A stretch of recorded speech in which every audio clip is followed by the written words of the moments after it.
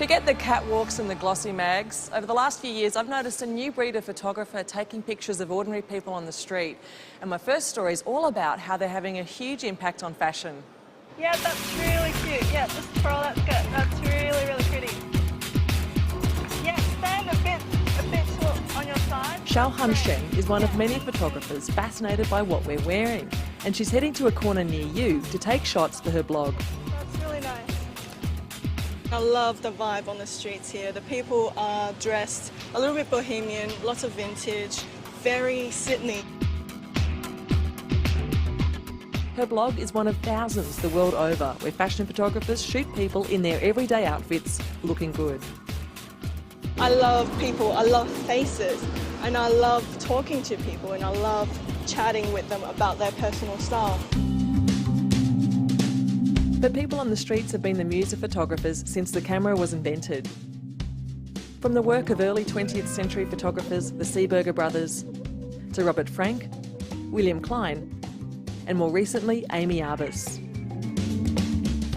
In the 19th century, cameras were really big and heavy, and it wasn't till the 1920s and 30s that the technology got to the point where people could go out and photograph on the street really, really easily. By the 1950s, one of the most influential was Robert Frank with his book, The Americans, a series of black and white photographs that really changed how Americans saw themselves. Here's a cowboy lounging around in a street.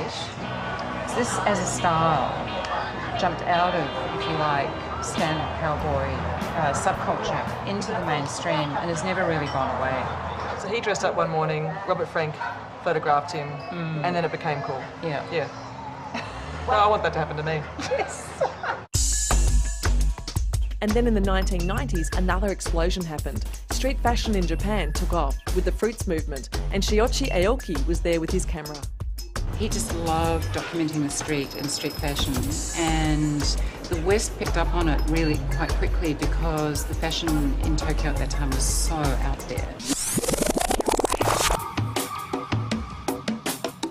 But perhaps the biggest change over the last few years has been the websites and the blogs. One of the biggest is Scott Schulman's The Sartorialist, with over 1 million hits a month, and it's been getting a lot of people's attention for a few years now, including designers and other fashion photographers, including Sydney's Xiaohan Shen.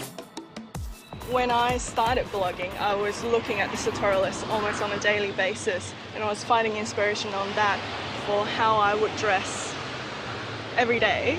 And so in that sense, I think that's what my readers are doing as well. They're looking at my blog, seeing what the average Sydney-siders are wearing and using items in their own wardrobe. I usually just walk along the street and I'll be scanning both sides of the street quite constantly, looking for anybody who just pops into my vision or that looks interesting. I don't just look for people that are dressed well. And fashion designers like Susie and Nick from Lover can't help but be interested in what's been documented by these blogs, whether it influences their designs or not. It's real, it's not constructed, and it's not like, you know, when an editor for a magazine puts together a particular look that's been thought out and, you know, there's been research behind that, whereas when someone's captured on the street completely randomly, it's just their expression of themselves, and I think that that sort of authenticity is something that Nick and I really relate to and we're inspired by.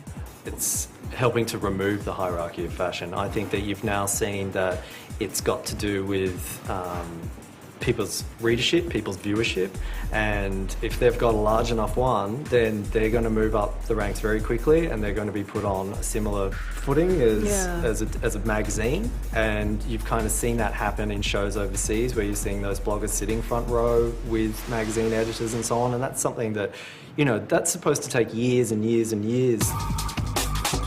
But with the proliferation of images that are out there, they think that the influence of the blogs is starting to shift. It has become so popular because I think it's very easy to do now, and I think that you'll always get a couple that are very good at it, and then you get thousands other that are just kind of following in the footsteps.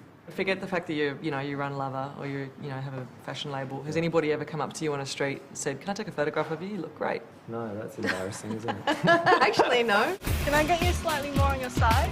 Yeah, that's it, that's it. That's great. How's that? Yeah, that was great. Yeah? Yeah, I mean, it's a bit potluck sometimes, but it's lucky today that I just found some pretty girls.